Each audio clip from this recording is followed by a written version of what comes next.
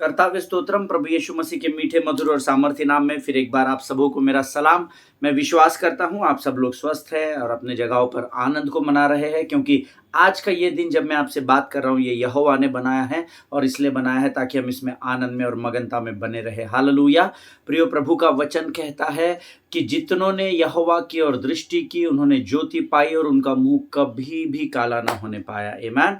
मैं विश्वास करता हूं ये सुंदर समय जो प्रभु दिन प्रतिदिन मेरे और आपके जीवन में देता है, हमें हमेशा हमारी आंखों को हर परिस्थिति में यहोवा की ओर लगा कर रखना है। हालेलुया। क्योंकि वो कभी भी आपको लज्जित नहीं होने देगा, ये उसका वायदा है। आमीन। आज मैं आपके जीवन की परिस्थितियों को तो नहीं जानता, लेकिन मैं ये विश्वास करता हूं कि अगर आपकी आंखें स्वर्ग के परमेश्वर यहोवा की ओर लगी हुई है तो परमेश्वर आपको लज्जित नहीं होने देगा। हालेलुया।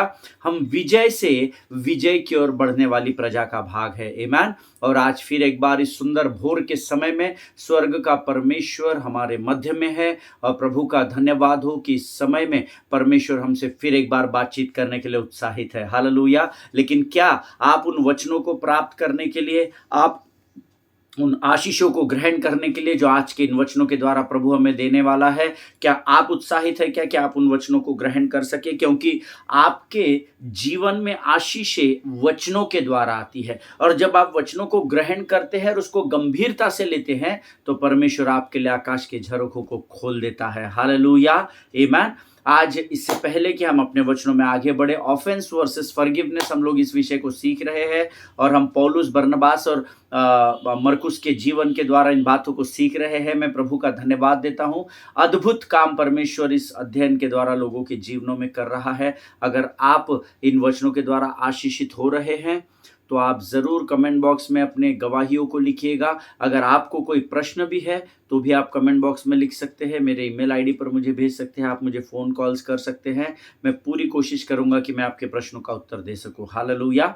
आज फिर एक बार प्रियो, पवित्र आत्मा हमारे मध्य में है और इससे पहले कि हम परमेश्वर के वचनों की ओर बढ़कर आशीषों के भागीदार बने, क्यों ना हम कुछ वचनों को पढ़कर पहले प्रभु की स्तुति करें, उसका गुणानुवाद करें। हालेलुया। आज हमने पढ़ने के लिए जो वचन चुने हैं प्रियो, वो पाए जाते हैं नीति वचन उसका 23 अध्याय, उसके 13 से 19 वचन हम पढ़ेंगे। The book of proverbs chapter 23 and verses 13 to 19। और सब लोग मिलकर, मैं चाहता हूं, मैं आपसे विनती करता हूं कि अपने अपने पवित्र शास्त्र निकाल ले, चाहे वो आपके इलेक्ट्रॉनिक गैजेट हो, आपका पवित्र शास्त्र हो, बाइबल हो, जो भी गैजेट आपके पास है कोई भी फॉर्म में, उसको आप निकाल लीजिए ताकि आप मेरे साथ मिलकर केवल वचन को सुनना नहीं है, आप ही पढ़िए और आप ही अपने शब्दों को सुनिएगा। नीति वचन उसका 23 अध्याय, उसके 13 से 19 वचन। और वचन में लिखा है, लड़के की ताड़ना न छोड़ना, क्योंकि यदि तू उसको छड़ी से मारे तो वह न मरेगा।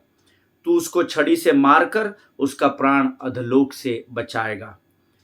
हे मेरे पुत्र, यदि तू बुद्धिमान हो तो मेरा ही मन आनंदित होगा, और जब तू सीधी बातें बोले तब मेरा मन प्रसन्न होगा। तू पापियों के विषय में डाह न करना, दिन भर यहोवा का भय मानते रहना, क्योंकि अंत में फल होगा और तेरी आशा न टूटेगी। हे मेरे पुत्र, तू सुनकर बुद्धिमान हो और अपना मन सुमार्ग में सीधा चला। हालेलुया। परमेश्वर इन पढ़े हुए वचनों पर हम में से प्रत्येक को आशीष दे। मेरा विश्वास है आप लोगों ने भी मेरे साथ ये वचन पढ़ा है, आपको परमेश्वर बहुत आयत की आशीष दे। लड़के की ताड़ना न छोड़ना, क्योंकि यदि तू उसको छड़ी से मारे तो वह न मरेगा। हालेलुया। अब बहुत सारे लोग इस शब्द को, इन वचनों को जब सुनते हैं तो उनको लगता है कि लड़के को ताड़ना करने की आज्ञा दी गई है, लड़कों को छड़ी से मारने की आज्ञा दी गई है, इसलिए हमको उनको रोज छड़ी से मारना है क्योंकि प्रभु ने कहा है। सब बहुत सारे लोग, जब मैं डिस्कस करता हूँ वचनों के बारे में तो लोग मुझे इस वचन के द्वारा बताते हैं कि तू उसको छड़ी मारकर उसका प्राण अधोलोक। अब देखिए, हर बार ये ज़रूरी नहीं है कि आपको बच्चों के लिए छड़ी या लकड़ी या लठ हाथ में लेकर उनको फिजिकली ही मारना है। देखिए, जब आज आपके बच्चे अगर छोटे हैं तो इन बर्तनों को सही आकार देना सीख लीजिए, क्योंकि जब ये बच्चे अपनी उम्र में बढ़ते चले जाएंगे तो इनकी दुनिया बदल जाएगी। लेकिन इससे पहले कि ये संसार और शरीर की अभिलाषाओं में फँसे, आप उनको परमेश्वर के वचनों के द्वारा अद्भुत रीति से परमेश्वर उनको आकार देने में आपकी सहायता और मदद करेगा, ऐसा मैं विश्वास करता हूँ। अपने बच्चों को वचनों में आगे बढ़ाइए, अपने बच्चों को प्रार्थना, धन्यवाद और आराधना करना सिखाइए, क्योंकि एक समय आएगा जब वो उनका जीवन, उनका संसार बदल जाएगा, उनके दोस्त, उनके रिश्तेदार बदल जाएँगे और तब उनके लिए आपको सही करना बहुत कठिन होगा। हालेलुया! लेकिन अगर आज आपके बच्चे जवान हैं, तो वचन कहता है उनको डिसिप्लिन करना ज़रूरी है। कई परिवारों में मैं देखता हूँ, बड़े दुःख के साथ ये बात बताता हूँ, मैं धर्मियों के परिवारों की बात कर रहा, 1 बजे, 1:30 बजे, 2 बजे कोई डिसिप्लिन नहीं है, कोई टाइम टेबल नहीं है, कभी भी बच्चे आ रहे हैं, कभी भी बच्चे घर के बाहर निकल रहे हैं। ये एक डेंजर अलार्म है आपके लिए। आज शायद आप मेरी बात को आप गंभीरता से न लें कि नहीं हमारे बच्चों को आदत है, हमको आदत है। शायद आज आप इसको गंभीरता से न लें, परंतु पवित्र आत्मा मेरे मन और मेरे विचारों में दस्तक देकर इस बात को आपको बताने के लिए कह रहा है कि अगर आपके बच्चे जवानी के समय में रात और दिन अगर यहाँ-वहाँ भटक रहे हैं, चाहे वो आपके साथ हो, चाहे वो आपके साथ ना हो, तो ये आपके लिए एक डेंजर अलार्म है। जिनके सुनने के कान हो, सुन ले कि कलीसियाओं से आत्मा क्या कहना चाहता है। अपने बच्चों को डिसिप्लिन करें। वचन बहुत सारे पेरेंट्स बोलते हैं, बहुत बड़े हो गए पास्टर साहब, मैंने पहले से कभी उनको ताड़ना नहीं दी, मैंने पहले से कभी उनको डाँटा नहीं, मैंने पहले से कभी उनको ये नहीं किया, वो नहीं किया। आपने पहले गलती कर चुके हैं, लेकिन परमेश्वर आज फिर एक बार वचनों के द्वारा आपको वार्न कर रहा है। इसके बावजूद भी अगर आप डिसिप्लिन नहीं करेंगे, तो ये आपके लिए बहुत नुकसान का कारण होगा और न्याय के दिन परमेश्वर आपको ये बात ज़रूर स्मरण कराएगा। हालेलुया! लड़के की ताड़ना न छोड़ना, दिस इज़ आवर रिस्पॉन्सिबिलिटी। ये बड़े बुजुर्गों की ज़िम्मेदारी है, चाहे वो कलीसिया के पासबान हो, अगुवे हो, उनकी ज़िम्मेदारी उनके कलीसिया के प्रति है, चाहे आप परिवार में हो, आप माता-पिता के अपने बच्चों के प्रति ये ज़िम्मेदारी है कि वो उनको डिसिप्लिन करे। यदि तू उसको छड़ी से मारे तो वो नहीं मरेगा। हालेलुया! आपको उनको डिसिप्लिन करना ज़रूरी है। परमेश्वर का वचन हमको अनुशासनहीनता के बारे में बताता है, सिखाता है। हमको अनुशासित होना बहुत ज़रूरी है, डिसिप्लिन्ड होना बहुत ज़रूरी है। आपको कुछ नियम बनाने होंगे जिसके दायरे में, चाहे आपके बच्चे छोटे हो, चाहे आपके बच्चे जवान हो, लेकिन उस दायरे में उनका रहना ज़रूरी है, क्योंकि ये वो बाड़ा है जो स्वर्ग के परमेश्वर ने वचनों के द्वारा आपके और आपके बच्चों के चारों ओर लगा कर रखा है। हालेलुया! तू उसको छड़ी से मारकर उसके प्राण को अधोलोक से बचाएगा। जब आप बच्चों को डिसिप्लिन करेंगे, उस समय 1 महीना, 1 दिन, 10 दिन, 1 साल उनको शायद बुरा लगेगा, शायद वो आपसे अच्छा बर्ताव नहीं करेंगे, लेकिन अगर आपसे अच्छा बर्ताव न करके अगर वो डिसिप्लिन में रहते हैं, यकीन जानिए परमेश्वर आपके बच्चों का प्राण अधोलोक से बचा लेगा। हालेलुया! आमीन।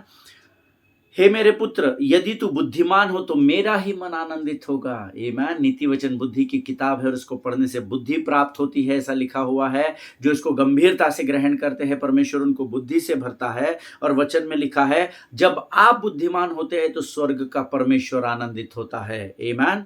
और जब तू सीधी बातें बोले तब मेरा मन प्रसन्न होगा। हालेलुया! परमेश्वर कह रहा है, जब तू सीधी बात बोलेगा तो परमेश्वर प्रसन्न होगा। आमीन।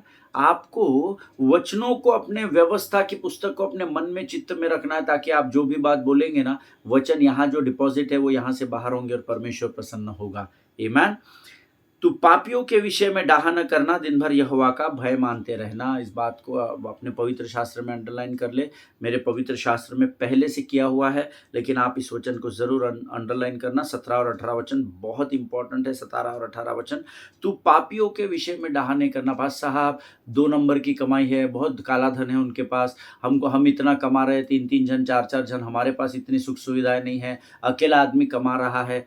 तू पापियों के विषय में डाहा नहीं करना। वो क्या कमा रहे हैं इसके विषय तू डाहा नहीं करना, क्योंकि वो अगर गलत कमाई भी कर रहे हैं और अगर तू उस कमाई के प्रति डाहा करेगा तो तेरा भी न्याय होगा, ऐसा वचन में लिखा है। हालेलुया। तो फिर क्या करना? दिन भर यहोवा का भय मानते रहना। हालेलुया। क्योंकि अंत में फल होगा और तेरी आशा न टूटेगी। आमीन। पिछले दिनों में एक परिवार को काउंसलिंग कर रहा था। वो बच्ची अपने माता पिता के घर पर है। अभी उसकी शादी को 7-8 महीना ही हुआ है और वो अपने माँ के पास है। उनके हस्बैंड से उनकी पट नहीं रही है, तालमेल नहीं बैठ रहा है। और वो मुझे अपने हस्बैंड के बारे में जब बहुत सारी बातें उनके माता पिता बता रहे थे प्रार्थना के पूर्व, और उन्होंने कहा वो पीता है, वो ऐसा करता है, वो वैसा करता है, हमें ये सारी चीज़ें पहले नहीं मालूम थी, अब बहुत मारता है, ये करता है। मैंने उनसे कहा, और फिर वो बताने लगे कि हमको बाद में पता चला उनकी कमाई ऐसी है वैसी है। मैंने कहा सिस्टर देखिए, अपनी बच्ची आज अपने पास सुरक्षित है, कोई बात नहीं। परमेश्वर जब योजनाओं को बनाएगा तो परमेश्वर उसको सफलता की ओर लेकर जाएगा। और अगर परमेश्वर उस योजना में नहीं है जो आपने बनाई है, तो आप कितनी भी कोशिश कर ले, कुछ होने वाला नहीं है। तो बेहतर है कि वो क्या करता है, उसका धन वो कहाँ से कमाता है, उसके विषय में ईर्ष्या और डाह करना बंद कर दो। क्योंकि वचन में लिखा है कि तू पापियों के विषय में डाह नहीं करना, तो दिन भर यहोवा का भय मानते रहना। तो दिन भर यहोवा का भय मानना, यानी उस व्यक्ति के जीवन से ईर्ष्या और डाह करने से अच्छा है हम प्रभु की उपस्थिति में बने रहे। हालेलुया। आमीन। क्योंकि अंत में फल होगा और तेरी आशा नहीं टूटेगी, ये प्रभु का वायदा है। आमीन। हे मेरे पुत्र, तू सुनकर बुद्धिमान हो। अगर आप इस वचन को इस समय सुन रहे हैं तो आपको प्रभु कह रहा है तू सुनकर बुद्धिमान हो। हालेलुया। और अपना मन उस ईर्ष्या और डाह के बजाय सुमार्ग में लेकर सीधा चल, ऐसा वचन में लिखा है। आमीन। प्रियो, ये परमेश्वर के जीवित वचन हैं। ये वचन हम रोज इसलिए पढ़ते हैं ताकि परमेश्वर जब हमसे इन वचनों के द्वारा बातचीत करे तो उन वचनों को हम ग्रहण कर सके। हालेलुया। परमेश्वर इन अद्भुत बातों के द्वारा हमें से प्रत्येक को आशीष दे। ये समय है जब हम अपने अध्ययन की ओर बढ़ेंगे। इससे पहले हम यहोवा का धन्यवाद करेंगे और हम ये जो वचन आज हमने पढ़े हैं, इसकी सामर्थ जो हमने पाई है, इसके लिए प्रभु के सामने हम धन्यवाद के बलिदान चढ़ाएंगे। और जो आने वाले वचन हैं जिसके द्वारा यीशु मसीह आज हमसे बात करने पर है, उसके लिए हम अपना समर्पण प्रभु को करेंगे। Let us pray. Thank you Jesus. खुदावन प्रभु यीशु मसीह के मीठे, सामर्थी और मधुर नाम के लिए हम तेरा धन्यवाद देते हैं। धन्यवाद देते हैं प्रभु परमेश्वर पिता, क्योंकि तू महान और जीवित परमेश्वर है। प्रभु परमेश्वर पिता, इस सुंदर समय में प्रभु की उपस्थिति हमारे जीवन में तूने लेकर आया। पवित्र आत्मा, हम तेरा धन्यवाद देते हैं। प्रभु परमेश्वर पिता, हम धन्यवाद देते हैं कि तू आज हमारे मध्य में उपस्थित है। हम धन्यवाद देते हैं क्योंकि आज तू हमसे फिर एक बार बातचीत करने जा रहा है। प्रभु, आज इन वचनों को पढ़ने की जो सामर्थ तूने हमें दी, हम उसके लिए तेरा धन्यवाद करते हैं। इस समय हम अपना सब कुछ तुझे समर्पित करते हैं। पवित्र आत्मा, तू आ, हम तुझे आमंत्रित करते हैं, तू और हमारे जीवन पर संपूर्ण नियंत्रण ले प्रभु जी, ताकि परमेश्वर पिता तेरी वाणी के द्वारा हम में से प्रत्येक आशीषों से भरे जाने पाए प्रभु, और आने वाले समय में हम संसार के लिए आशीष और आदर का कारण बन सके। प्रभु जी, हम धन्यवाद देते हैं जीवन की तमाम आशीषों के लिए। सारी बातों में महिमा तुझको देते हैं। आगे के संपूर्ण समय को हम तुझे सौंपते हैं। अपने आप को यीशु मसीह के लहू में सुरक्षित करते हैं और विनती को धन्यवाद और पूरे विश्वास के साथ हमारे उद्धारकर्ता और परमेश्वर यीशु नासरी के मीठे और सामर्थी नाम में मांगते पिता, सुनिए और बड़े दया से ग्रहण करें। आमीन, आमीन। हालेलुया। फिर एक बार यीशु मसीह के मीठे सामर्थ्य नाम में आप सबों को मेरा सलाम। हम इन दिनों ऑफेंस वर्सेस फॉरगिवनेस इस विषय पर सीख रहे हैं, और कल समाप्त करते समय मैंने आपको बताया कि अगर आप दूसरा तिमोथी उसका 4वां अध्याय उसका 11वां वचन पढ़ेंगे, ये वो तिमोथी की पत्री है जिसको पौलुस अपने बुढ़ापे के, अपने अंत के समय में, मरने के समय पर जब था, तब पौलुस ने तिमोथी को, उसके चेले को, इस पत्री को लिखा। और उसमें वो कहता है कि मुझे सब लोग छोड़कर चले गए हैं, मेरे इस बुढ़ापे के समय में देमास अपनी सेवकाई के लिए चला गया है, क्रेसमेंस अपने सेवा के लिए चला गया है, तीतुस ने भी मुझे त्याग कर अपनी सेवा की ओर वो बढ़ गया है, और अब यहाँ पर सिर्फ लूका मेरे साथ है। और मैं चाहता हूं तिमोथी कि तू मुझसे शीघ्र मिलने को आ, और जब तू मुझसे मिलने को आएगा तो मरकुस को साथ जरूर लेकर आना, क्योंकि वो मेरे बहुत काम का है। Let us open our Bible once again to the book of 2 Timothy chapter 4 and verse 11। दूसरा तिमोथी उसका 4 अध्याय उसका 11 वचन कहता है, केवल लूका ही मेरे पास है, मरकुस के पास जाना और जब तू आए उसे अपने साथ ले आना, क्योंकि मेरे काम में वह मेरा सहायक हो सकता है। हालेलुया। अब हमने पिछले कई दिनों से इस विषय पर हम अध्ययन कर रहे हैं और मैं आपको बता चुका हूं, इसी मरकुस के कारण बरनबास और पौलुस में वाद विवाद हुआ और दोनों अपने अपने मार्ग पर चल दिए और इनकी फिर कभी मुलाकात नहीं हुई और इसके बाद बरनबास का नाम पवित्र शास्त्र में फिर कभी भी नहीं लिखा गया। हालेलुया। जिस मरकुस के कारण इस जोड़ी का जो पवित्र शास्त्र की सबसे सक्सेसफुल पेयर है, जिन्होंने सबसे ज्यादा सेवा मिलकर की है, जिनका रिजल्ट सबसे ज्यादा है पवित्र आत्मा के काम को बढ़ाने में, ये जोड़ी अब अलग हो गई है। और वचन कह रहा है कि जिस व्यक्ति के कारण, मरकुस के कारण ये जोड़ी अलग हुई है, उसी मरकुस को लाने के लिए तिमोथी को पौलुस लिख रहा है उसकी पत्री में। हालेलुया। अब ये हमको समझना है। अब यहां पर पौलुस ने अपने रिश्ते को दोबारा कभी भी बरनबास के साथ रिकंसाइल नहीं किया, जबकि इन दोनों के रिश्तों में दरार आने का कारण यही मरकुस था। लेकिन यहां पर वो तिमोथी से कहता है कि तू आते समय मरकुस को लेकर आना, क्योंकि मरकुस मेरे लिए बड़े काम का हो सकता है। हालेलुया। नाउ जब मैं इस वचन को सुन रहा था, प्रभु से सीख रहा था और मनन और अध्ययन कर रहा था, तो मेरे मन में एक प्रश्न आया। Now the question is, why does Paul want Mark in his dying days and not Barnabas. अब ये पौलुस जो है ये मरने के कगार पर है, ये मृत्यु के करीब है, तो ये अपने मृत्यु के समय में जिस व्यक्ति के साथ इसने सबसे अधिक समय बिताया, जिस बरनबास के साथ इसने अलग अलग शहरों और देशों में जाकर सेवा की, वो उसको बुलाने के लिए नहीं कह रहा है, वो उस मरकुस को, तिमोथी को लाने के लिए कह रहा है, जिसके कारण उसका और बरनबास का हमेशा के लिए अलगाव हो गया। हालेलुया। अब ये सोचने वाला प्रश्न है। मैं भी इस प्रश्न को सोच रहा था जब मैं इस वचन को पढ़ा और मेरा ध्यान इस बात पर गया, तो मैं प्रभु से पूछने लगा कि प्रभु, मरते समय तो इसने उस व्यक्ति को बुलाना चाहिए जो जिसके वो सबसे करीब है, जिससे वो सबसे अधिक प्रेम करता है, लेकिन उस व्यक्ति को वो नहीं बुला रहा। लेकिन जिस व्यक्ति के कारण उसके पार्टनर से झगड़ा हो गया, उस व्यक्ति को ये क्यों बुला रहा है? ये सच में सोचने वाला प्रश्न है। हम कई बार सिर्फ वचन पढ़कर निकल जाते हैं, लेकिन सोचिए कि हम अपने मरते समय उन लोगों को बुलाते हैं जिनसे हमने सबसे ज्यादा प्रेम किया, जिनसे हमने सबसे ज्यादा समय बिताया। हम उन लोगों को नहीं बुलाते जिनके कारण हमारे जीवन में, हमारे परिवारों में, हमारे सेवकाई में झगड़े रगड़े उत्पन्न हुए हैं। लेकिन यहां पर पौलुस बरनबास को नहीं बुला रहा है, लेकिन पौलुस मरकुस को लेकर आने के लिए तिमोथी को कह रहा है। हालेलुया। आमेन।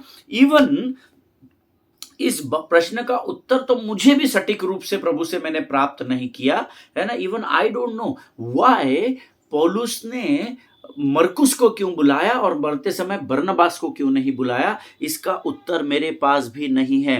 आमेन। आपने बहुत लोगों को ये कहते हुए सुना होगा that this is my the time is the best medicine. Hallelujah.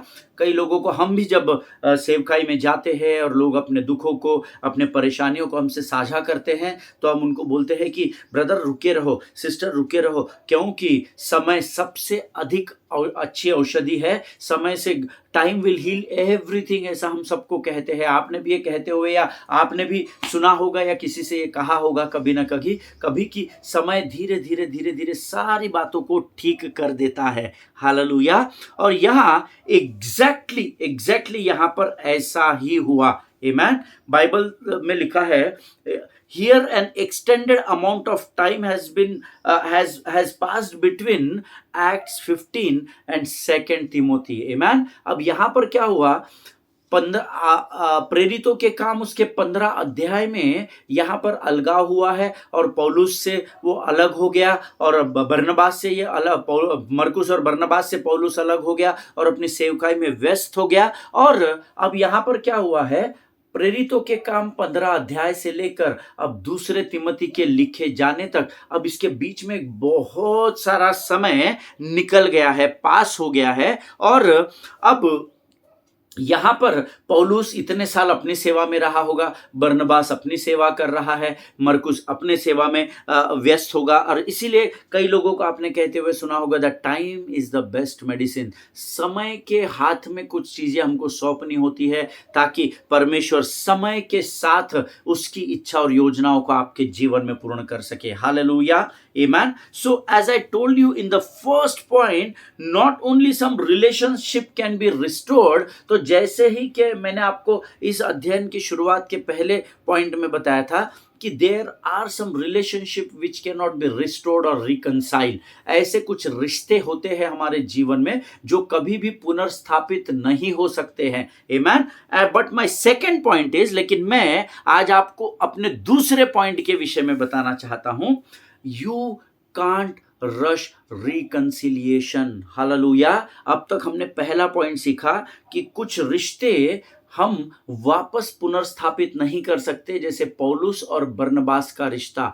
फिर कभी भी वो इकट्ठा नहीं हुए और फिर कभी भी बरनबास का नाम पवित्र शास्त्र में नहीं लिखा गया। लेकिन दूसरी बात जो मैं आपको बताना चाहता हूं, यू कैन नॉट, आप लिख सकते हैं आपके नोट्स में, यू कांट रश रिकंसिलिएशन। आप किसी से अपने रिश्ते को पुनर्स्थापित करने में जल्दबाजी नहीं कर सकते और नहीं करनी चाहिए, क्योंकि कई बार आपको लोग ज्ञान बांटते हैं, आप क्षमा करें और पूर्ववत रिश्ता बना लीजिए। हर बार ऐसा संभव नहीं है। हालेलुया। मेरा विश्वास है आज यहाँ पर बहुत सारे लोगों के आत्मा, हृदय और विचारों को परमेश्वर कायल कर रहा है। हर बार आप उन रिश्तों को पुनर्स्थापित नहीं कर सकते। ये कैसे पता चलेगा पास्टर साहब? You need to sit with the lord. Hallelujah. इसके लिए आपको परमेश्वर के साथ बैठना पड़ेगा। ये जो वचन मैं आपको सिखा रहा हूँ, इस पर आपको मनन और अध्ययन करना होगा। देखिए, जिसके कारण झगड़ा हुआ उससे तो मेल मिलाप पौलुस ने करने की बात लिख दी है कि तू आते समय मरकुस को लेकर आना, लेकिन जिससे उसने सबसे अधिक समय तक सेवकाई की, उस बरनबास और पौलुस ने कभी भी फिर एक बार मुलाकात उनकी आपस में नहीं हुई, ऐसा वचन में लिखा हुआ है। हालेलुया। सो आज मैं आपसे दूसरा पॉइंट डिस्कस करूंगा और वो है, you can not rush reconciliation. पुनर्स्थापित रिश्तों को पुनर्स्थापित करने के लिए, बातों को फिर जोड़ने के लिए आप जल्दबाजी नहीं कर सकते या ना करें। हालेलुया। कई बार हमारे रिश्तों को पुनर्स्थापित होने में समय लगता है और ये वचन सिखाता है, because if you are the offender, अगर आपके द्वारा अगर कोई व्यक्ति दुखी हुआ है, आपके द्वारा अगर किसी को दुख पहुंचा है, या आप अपराधी या अपमान करने वाले बन गए हैं, और अगर आपने कुछ गलत काम कर दिया है या आपसे कुछ गलत काम, I am not saying that you are offended, I am saying that if you are an offender, अगर आपके द्वारा किसी को दुख पहुंचा है, तब आप चाहते हैं, then you want people to forgive you immediately. तो हम चाहते हैं, हाँ मुझसे गलती होगी, बस मुझे अभी माफ कर दो। और आप ये एक्सपेक्ट करते हैं कि सामने वाला व्यक्ति तुरंत आपको बोले, अच्छा ठीक है, जो हो गया वो भूल जा। ऐसा संभव नहीं है हर बार। Hallelujah. Always remember, if you are the offender and if you did something wrong with someone, then you want people to forgive you then and there. तब आप चाहते हैं कि लोग आपको उसी समय, उसी पल, उसी क्षण क्षमा कर दे और सब चीजों को भूल जाए। और आप चाहते हैं कि वो सारी बातें समाप्त हो जाए और जैसा पहले चल रहा था वैसा आराम से सब कुछ फिर वैसा ही चलने लगे और हम पुरानी बातों को भूल जाए। और अगर ऐसा नहीं होता है तो आप में से बहुत लोग दूसरे को टाउंटिंग करते हैं। अरे पास्टर, मैं उनके पास गया, उनसे क्षमा मांगी, लेकिन वो मुझे अवॉइड कर रहे हैं। मुझे तो लगा पास्टर साहब कि ये मसीह लोग हैं, ये तो अपने आप को धर्मी कहते हैं, ये तो अपने आप को संत कहते हैं, और जब क्षमा करने के विषय में गांव को ज्ञान बांटते हैं। लेकिन जब मैं इनके पास गया और मैंने कहा, जाने दो, मैंने जो भी आपको बोल दिया वो भूल जाओ, वो खत्म हो गया है, हम फिर एक बार मेल मिलाप करते हैं, तो ये लोग तो मुझे क्षमा नहीं कर रहे हैं। और मैं तो सोच रहा था पास्टर साहब कि ये लोग तो मसीह लोग हैं, या ऐसे होते हैं धर्मी लोग, गांव को ज्ञान बांटते हैं पुलपिट पे खड़े होकर, और जब इनको लोगों को क्षमा करने के लिए कहा जाता है तो ये स्वयं क्षमा नहीं करते। ये हम सबके जीवन का अनुभव है। जब मैं गलती करता हूँ तो मैं चाहता हूँ कि सामने वाला व्यक्ति मुझे तभी उसी क्षण क्षमा कर दे, सब खत्म कर दे और फिर हम एक बार मिलकर काम करें। लेकिन ऐसा संभव नहीं है। Then we start judging such people, you know, undoubtably and knowingly और अननोइंगली, आई डोंट नो, हम लोगों का जजमेंट, न्याय करना शुरू कर देते हैं। अरे मुझे लगा धर्मी लोग है, अरे मुझे लगा इतना बड़ा पासवान है यार, इतना समझदार होगा, मैंने गलती कर दी, ठीक है मैंने क्षमा मांगी, लेकिन ये तो बहुत भाव खा रहे हैं, ये तो बहुत अकड़ रहे हैं, ये मसीह लोग ऐसे होते हैं क्या, अकड़ने वाले होते हैं क्या? हम ये सोचते हैं जब हम गलती कर देते हैं। आमीन। कई बार जब मुझसे गलती नहीं भी होती तो मैं सामने वाले को बोलता हूँ ठीक है यार, है ना, सामने वाला कहता है सॉरी बोलो, मैं कहता हाँ आई एम सॉरी, है ना, चल जो हो गया वो छोड़ दो, चाहे आपकी गलती हो या ना हो। लेकिन कई बार जब आप गलती करते हैं तो आप ये एक्सपेक्ट करते हैं कि सामने वाला आपको तुरंत क्षमा कर दे, और जब वो नहीं करता तो आप उसका अनजाने में जानबूझकर न्याय करने लगते हैं, और तब आप लोगों के पास पहुंचाए जाते हैं, और तब आप लोगों से कहते हैं अरे मुझे लगा वो पास्टर सच में धर्मी आदमी, काय का धर्मी आदमी, मुझसे गलती होगी, मैंने क्षमा मांगी तो मुझे क्षमा ही नहीं कर रहे हैं। जिनके सुनने के कान हो वो सुन ले प्रभु क्या कहना चाहता है। हालेलुया। लेकिन यही यहाँ पर वचन हमको क्या सिखा रहा है? पहली बात, some relationship can not be reconciled, और दूसरी बात, you can not rush reconciliation. हालेलुया। पहली बात जो हमने सीखी है कि कुछ रिश्ते कभी भी फिर से पुनर्स्थापित नहीं होते, और दूसरी बात, you can not rush reconciliation. आप मेल मिलाप के लिए जोर जबरदस्ती या जल्दबाजी नहीं कर सकते। अगर आज आप पवित्र शास्त्र की सबसे प्रोडक्टिव रिलेशनशिप को अगर आप खोजेंगे पूरे पवित्र शास्त्र में, जिन्होंने पार्टनरशिप करके सबसे अधिक सेवकाई की है, तो वो रिश्ता पौलुस और बरनबास का है। आप इनके विषय में पढ़िएगा पूरे नए नियम में, इन्होंने बहुत सेवा की है। और अगर आप नए नियम की किताबों को पढ़ेंगे तो आपको इस बात का प्रमाण जरूर जरूर जरूर मिलेगा। आपको याद होगा कि शाऊल सताव के समय के बाद जब पौलुस बन गया, जब प्रभु की आत्मा ने उससे बातचीत की, है शाऊल तो मेरे लोगों को क्यों सताता है, और वो अंधापन आया और उसकी आंखें खुली और फिर वो प्रभु के मार्ग पर चल पड़ा। और जब शाऊल का पौलुस बना और यरूशलेम गया, तो बात वचन में लिखा है जब वो यरूशलेम बाकी चेलों से मेल मिलाप करने गया कि मैं भी तुम्हारे साथ मिलकर अब यीशु मसीह की सेवा करूंगा, तो वचन कहता है चेलों ने उसको इग्नोर कर दिया। उन्हीं चेलों ने जो यीशु मसीह के कंधे से कंधा मिलाकर सेवा कर रहे थे। जब शाऊल जो है वो पौलुस बनकर जब यरूशलेम में चेलों के पास गया, वचन कहता है चेलों ने उसको इग्नोर कर दिया, उसके साथ सेवा करने को उस समय इनकार कर दिया था। देन आपको अगर वचन पता है, then guess who vouch for him, है ना, किसने उसको उसके लिए वाउच लिया था, किसने उसकी जमानत दी थी, या किसने कहा कि नहीं हम इसको अपने साथ रखेंगे और हम इसके साथ मिलकर प्रभु के काम में आगे बढ़ेंगे। और उस समय अगर पॉल के लिए किसने वाउच किया था, या किसी ने अगर जमानत ली थी उसकी, या कोई उसके साथ खड़ा हुआ था, and also recommended him so that Paul could be accepted, जिसने पॉल का उस समय साथ दिया जब चेलों ने उसके साथ सेवा करने से इनकार कर दिया था, वो और कोई नहीं परंतु वो ही was none other than Barnabas. Hallelujah. तो वो और कोई नहीं था प्रियो, वो केवल बरनबास ही था। जब पौलुस को नकार दिया गया चेलों के द्वारा, तो उसके साथ उसका साक्षी बनकर उसके साथ कंधे से कंधा मिलाकर खड़े रहकर अपने भाइयों को उसके विषय में बताने वाला और कोई नहीं लेकिन बरनबास था। हालेलुया। जब अंताकिया में बरनबास को भेजा गया और कलीसिया अंताकिया की बढ़ने लगी और बहुत अधिक बढ़ती चली जा रही थी, और जब बरनबास ने सोचा कि अभी मुझे किसी ना किसी की सहायता की जरूरत पड़ेगी, ये मुझसे अकेले से नहीं होगा, तब बरनबास ने अगर किसी को चुना तो वो पौलुस ही था। हालेलुया। जब इजराइल और बाकी क्षेत्रों में सुसमाचार फैलाना था, तब टैग टीम बनकर बेदारी को लाने का काम भी पौलुस और बरनबास ने ही किया। जब पौलुस डर्बी में गया और वहां पर जब उसने सेवा शुरू की, और जब वो वहां लोगों को वचन बता रहा था, तो बाइबल बताती है उस पर पथराव किया गया। तो उस पथराव के बाद उस पर हाथ रख कर प्रार्थना करके वापस उसको सेवकाई में अपने साथ उठाकर खड़ा करने वाला और कोई नहीं परंतु बरनबास ही था। हालेलुया।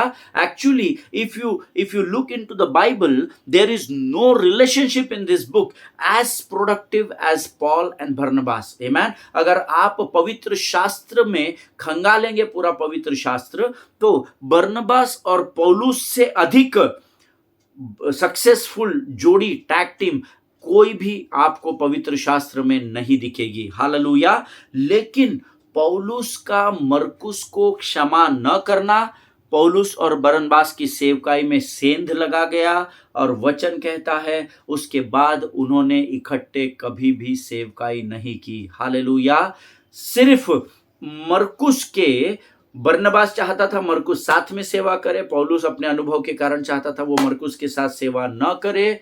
इस कारण से पौलुस और बरनबास जो एक बार अलग हुए, बाइबल में कहीं भी नहीं लिखा है कि उनकी फिर मुलाकात हुई या उन्होंने कभी मिलकर सेवा की। Hallelujah. Paul's unwillingness to forgive Mark affected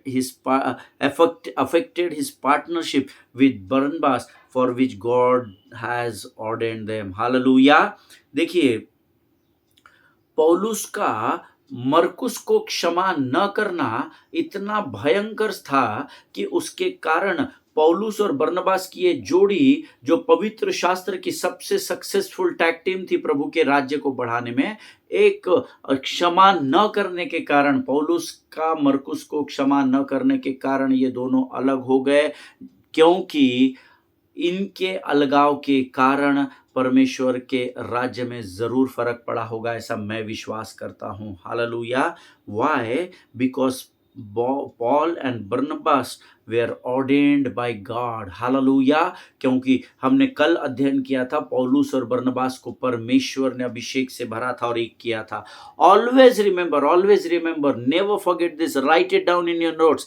इसको अपने हृदय में ले लीजिए, अपने विचारों में डाल लीजिए, that unforgiving heart causes to lose other productive relationships in your life. Hallelujah.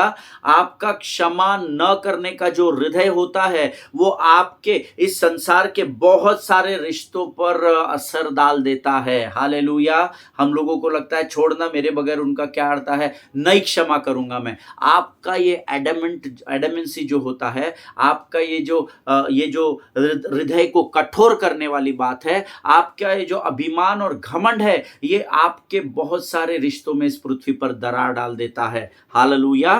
फिर एक बार बताता हूं, unforgiving heart causes to lose other productive relationships in your life. आमेन। आपका क्षमा न करने का हृदय आपके संसार के बाकी रिश्तों पर भी असर डालना आरंभ कर देता है। आमेन। परमेश्वर इन वचनों को समझने में आपकी सहायता और मदद करे। अब देखिए, फिर एक बार मैं आपको वार्न करता हूं, क्षमा करने का मतलब ये नहीं कि वापस से जाकर आप इमीडिएट सारी चीजों को मैचअप कर लो।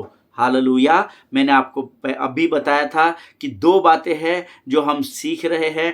पहली बात मैंने आपको बताई थी कि every relationship can not be restored. हालेलुया। हर एक रिश्ता फिर एक बार पुनर्स्थापित नहीं होता। जरूरी नहीं कि हर एक रिश्ता फिर एक बार पुनर्स्थापित हो जाए। दूसरी बात, you can not rush reconciliation. मेल मिलाप के लिए, पुनर्स्थापना के लिए आप जल्दबाजी न करें, नहीं तो आप शत्रु के लिए द्वार को खोल देंगे। इस बात को याद रखिएगा। हालेलुया। परमेश्वर इन बातों को, इन वचनों को समझने में आपकी सहायता और मदद करे। आज हम इस अध्ययन को यहाँ समाप्त कर रहे हैं। प्रियो, मेरा विश्वास है आज परमेश्वर ने जरूर आपसे बातचीत की है। अगर आप आशीषित हुए हैं तो कमेंट बॉक्स में जरूर अपनी गवाहियों को लिखिएगा। अगर आप समझते हैं कि ये वचन आपके और लोगों के लिए भी ये जरूरी है, उन तक जरूर इन वचनों को पहुंचाइएगा। मेरे सब्सक्राइबर्स बढ़ाने के लिए नहीं, लाइक्स और डिसलाइक्स के लिए नहीं, मुझे उस नंबर से कोई फर्क नहीं पड़ता। लेकिन अगर इन वचनों के सुनने के द्वारा, समझने के द्वारा अगर एक आत्मा भी इस पृथ्वी पर बच जाए, तो आप और मैं, हम दोनों आशीषों से भर दिए जाएंगे। हालेलुया। परमेश्वर इन वचनों के द्वारा आपको आशीष दे। आइए समय हम अपने सिरों को झुकाकर यहोवा का धन्यवाद करेंगे। खुदावंद प्रभु यीशु मसीह के मीठे और मधुर नाम के लिए हम तुझे धन्यवाद देते हैं राजा। तू महान और जीवित परमेश्वर है। तेरी स्तुति करते हैं, तेरी प्रशंसा करते हैं राजा। आज इन वचनों के द्वारा तूने हमसे बातचीत की, हम तेरे नाम को ऊंचा उठाते हैं प्रभु जी। परमेश्वर पिता, हम धन्यवाद देते हैं आज के वचनों के लिए जिसके द्वारा तूने हमसे बातचीत की है राजा। जितनों ने सुना उनमें से प्रत्येक को आशीष दे परमेश्वर पिता प्रभु जी। इनके परिवारों में किसी भी भली वस्तु की घटी न होने पाए। ये केवल वचन के सुनने वाले नहीं परंतु समझकर उस पर चलने वाली प्रजा का भाग होने पाए राजा। प्रभु जी, इस समय हम अपने आप को यीशु मसीह के लहू में सुरक्षित करते हैं। सारी बातों में महिमा तुझको देते हैं। आगे के समय को तुझे सौंपते हुए प्रार्थना को धन्यवाद के साथ यीशु नासरी के नाम से मांगते, सुन और बड़ी दया से ग्रहण कर। आमीन आमीन।